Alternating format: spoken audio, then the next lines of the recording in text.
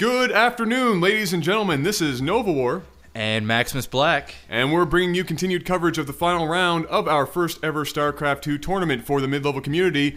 This is AJMcSpiffy versus Dysk, Game 2. What do you expect to see in this match? Well, I mean, I've watched Dysk play now several times, and I can only expect there's going to be either some early aggression or a fast expansion. On AJ's behalf, I have no idea what to expect. He just got demolished last game. I don't know. When the pressure's on, you're in the finals of a tournament. I don't know. I have no idea what's going to happen, and I'm pretty excited to see what's going to happen. Yeah, I mean, it could definitely go either way. If I had any suggestions, I mean, like we've seen in the past, in that first round, Dysk versus Piazza, Piazza put the pressure on Dysk, and it was enough to make him turtle. Maybe that is what it's going to take from Mr. AJMcSpiffy to take this match. But I'll be interested to see if Dysk switches it up. You know, we've only ever seen maybe 2 or 3 different strategies come from him for the tournament, but I guess we'll find out very shortly. Yep, if there's a time to be the aggressor, this is definitely it. For AJMcSpiffy, both overlords just found each other. They both know where their bases are at. They're at the closest positions that they could possibly be at in this map. So aggression definitely could be a good option here. Getting that extractor before a spawning pool. So it looks like he will most likely either be going Roach or he'll be getting that fast ling speed as soon as that spawning pool is finished. Down here on the other side, Dysk grabbing that fast expansion. Still no gas, no spawning pool. What do you think about that? Well, what I do think about this is the fact that this is essentially a mirror image of the last game. Last game, AJMcSpiffy was the one doing the fast expand, and Dysk was the one getting his usual ling speed and baneling build where that extractor comes before the spawning pool. So I'll be very interested to see how AJ handles this role of the aggressor, if that's exactly what he's trying to be, which I think it is. And I'll be also interested to see, if he does put on the pressure, how Dysk handles it, because we have seen him turtle up in the past. Yep, so it looks like both players doing this little Overlord scouting. Now, when I'm a Zerg player, you know, this Overlord here is going to die. I mean, once that Queen comes out, he's going to take care of that Overlord.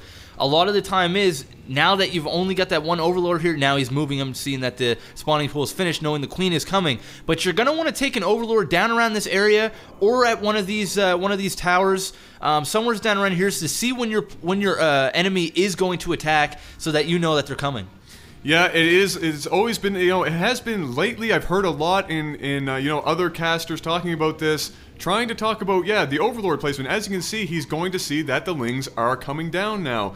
Good placement of that Overlord, and as we see again, spine crawlers from Dysk in the exact same place. We always see him put it on that expansion, and we've talked about it before. He could have better placement. One should be probably on the other side of his main, in between the minerals and the building. But, you know, we can't say too much because it's worked in the past, and here we go. A little bit of an aggression. Yeah, AJMcSpiffy needs to back up. He needs to get some more units here. Maybe just, you know, just kind of back up for a second, build up a good army. But, you know, I will talk about what Adam said there about the spine crawlers. I'd like to see them positioned a little bit better. I don't really agree with how Dysk positions the spine crawlers. You know, he should have one here by the ramp, or he should have one in and around the mineral line, something close around the edges, because the last thing you want is Lings to be able to surround a spine crawler, and that way it'll die quick. But when you have it against a building, you are blocking off a good area of the spine crawler. But enough about that. It looks like he does have his Ling speed now. The expansion is going up, so yeah, it looks like he may be backing off here. Yeah, it looks like he, you know, he tried, well, I don't even know if you want to say tried. He went in, saw that he was outnumbered, turned around, and that was it. That was his entire aggressive push by the looks of it. And you know what? I would have rather him done something a little more aggressive at that point. As you can see, getting a couple of Roach out. You know what I would have liked to have seen?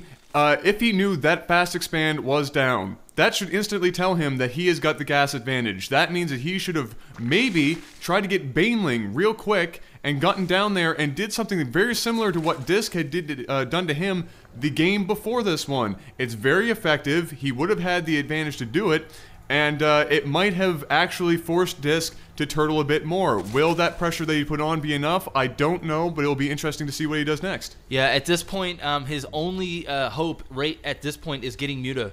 I want to talk about what the hell just happened there, and basically the game is just taking a 360. AJMcSpiffy had a chance there to do some serious damage, maybe not win the game, but definitely slow down the production that Dysk is doing.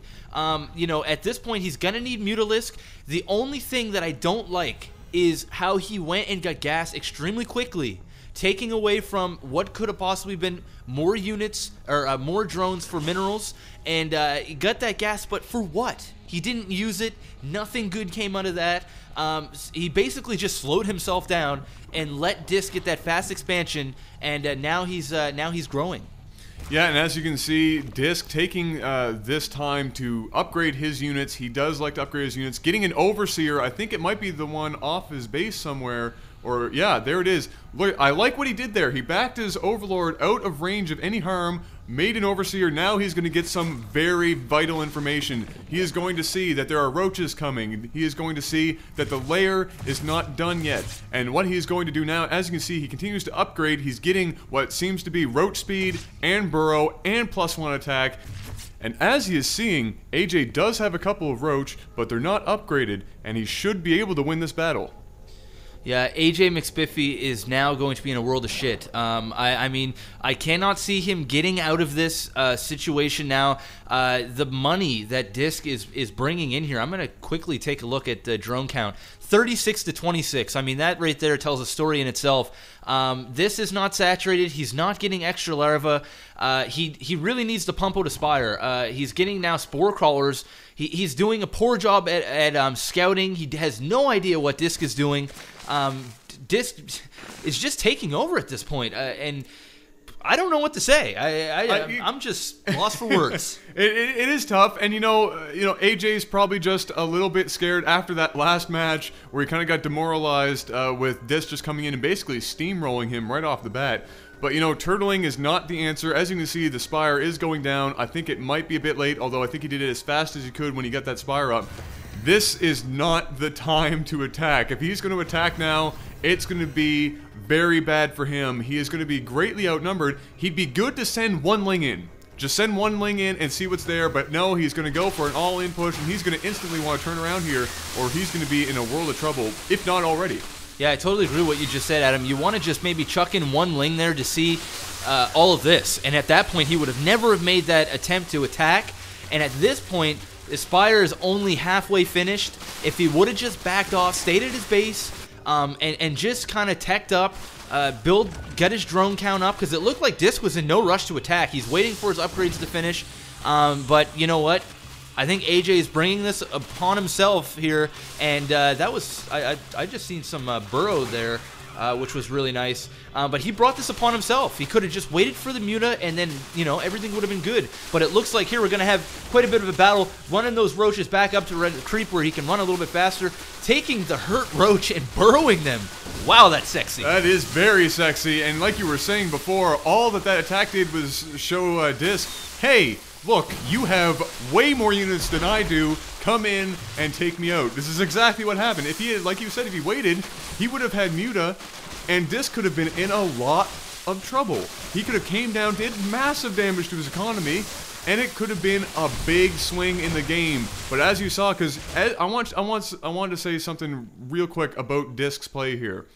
Dysk built enough units to make sure if an attack happened, he could defend it reasonably well. He did not build this massive roach army that you saw until he saw the enemy units. He took the time to build up his economy. As you saw, he had a huge advantage over top of AJMcSpiffy, well, especially now, but he had a huge advantage over AJMcSpiffy in drone count, and that's because he wasn't just building up an army for something that he didn't even know existed at the time, really. He knew it was going to be roach, but he didn't know really how many was sitting around for the most part. So all that allowed him to do, build up an economy. When he saw that it was coming, boom, built up a huge roach army, made the push. He knew he had AJ outnumbered, and by the time he hit it up to the top, it was game over. Very good timing and very nice play by Dysk again. And like you said, that micro burrowing the roach, I don't know if you've seen it. I don't think I've seen it up to this point. Very nice use because of course